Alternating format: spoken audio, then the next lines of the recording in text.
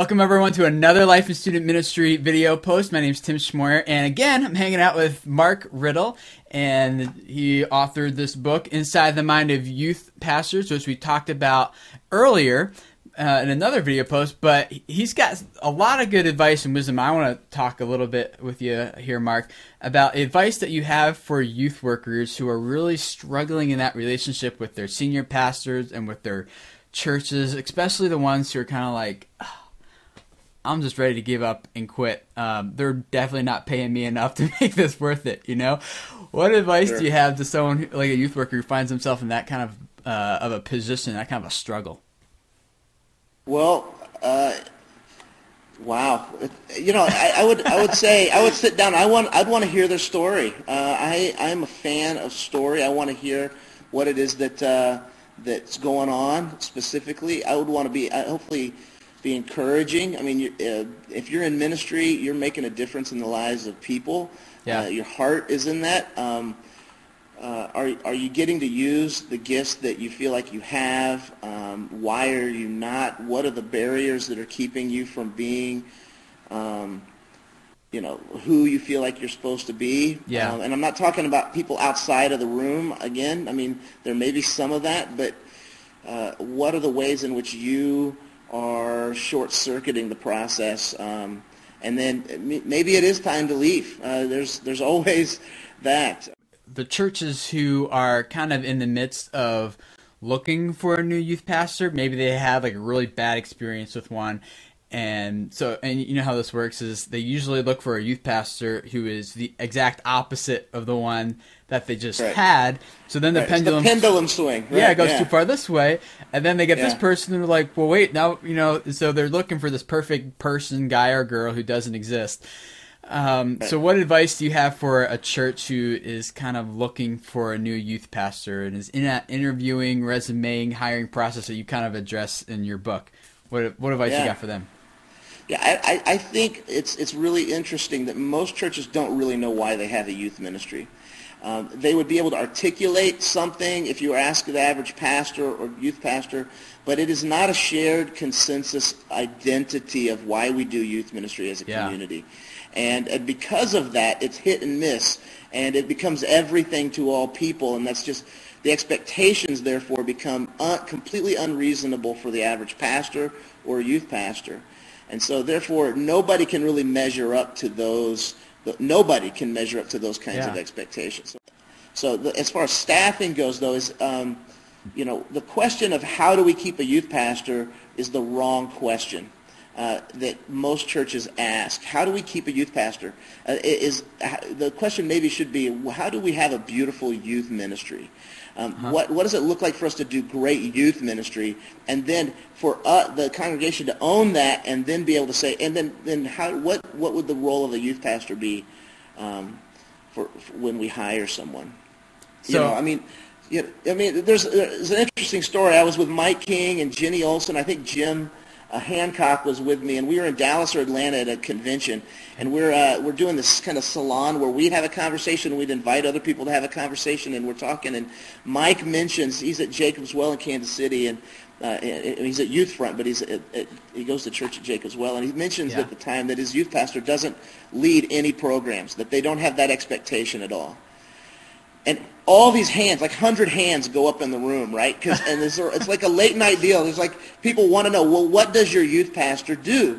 Right. And it was a telling moment, because if we can't think of a pastor outside of a program, then what does that mean for us in North American church?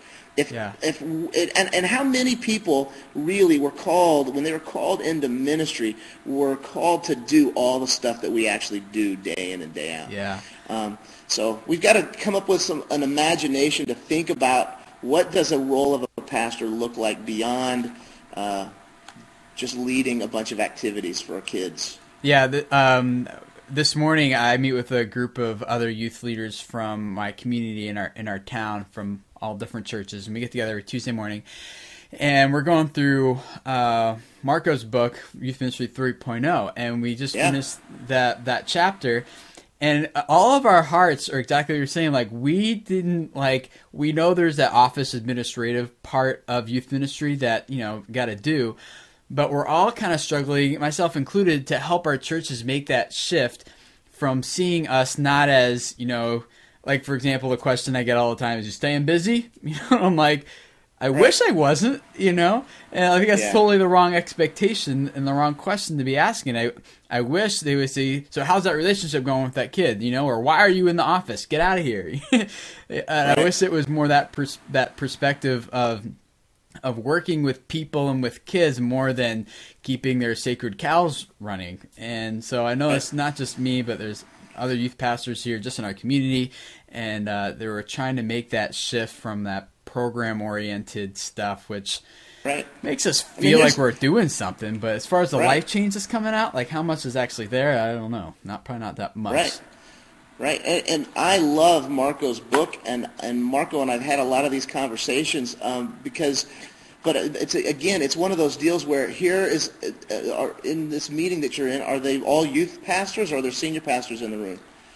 Just youth leaders. The senior pastors have their own meeting by themselves elsewhere. Right. I mean, isn't that it's right, or maybe not. And so there's this sense of we're having a conversation about really important things, and senior pastors are having other conversations about really important things, but our worlds don't come together, and we're not able to help each other. I think that there was something that would be freeing for senior pastors to have the conversation that you all had around the table the other day. I mean, to be able to help them understand you don't have to be everything to everybody. You can't do it. The expectations are too unreasonable. Well, I think our senior pastors are feeling some of the same way. I spoke at a retreat not too long ago just for senior pastors, helping them learn how to work with their youth leaders and stuff.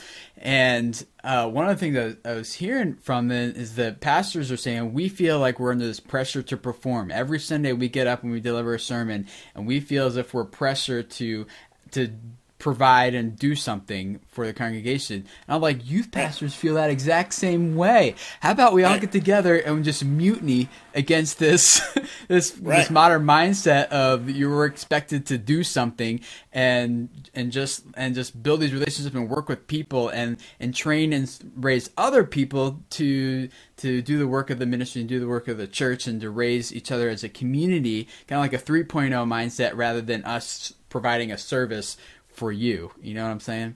Right. But that means that we've got to change who we are, and it means that we have to stop taking responsibility off of the shoulders of other people. Yeah. Because people are going to continually come to us and say, be our Bible teacher, be our whoever, and they try to hand us these things. Part of leadership, I think, in order to do Youth Ministry 3.0, is to be able to put your hands up and say, I'm not taking it from you. Yeah. Easier said than done. Even if it means done. You have to go, it's easier said than done, but it's part of leadership must be the willingness to not lead. Yeah, and then it's that question, well, so then what, like, isn't that what we hired you for? Like, isn't that your job? And that comes right back to where we started from, and kind of what your book too is, that come right back to, so. Why did we hire a youth pastor? That's right. And that's why the conversations with senior pastors and church leaders are so important. Yeah. Because if it's truly just that we're paying somebody to do this for us, I'm not sure that there's that many youth pastors that are really interested in being the Kinkos for the church's youth. We don't want to have our own printing center, so we'll take off the stuff and we'll outsource it to Kinkos. And now we're hiring you, so you'll outsource the spiritual formation of our kids. There's people who will do that have kind of a missionary heart, and then there are people who say, I can no longer take that responsibility off of the shoulders, because long term, I'm not sure how helpful it really is in the life of kids. Yeah. Well, thanks for hanging out with us, Mark, and thank you. Appreciate your time. And they can find you at your email and your website. And my website is markriddle.net, and my email is mark@theriddlegroup.com. Cool. So if they have more questions for you, you guys can get in touch with him that way. Thanks for hanging out with me and Mark again for another Life in Student Ministry post, and we'll see you guys soon. Bye.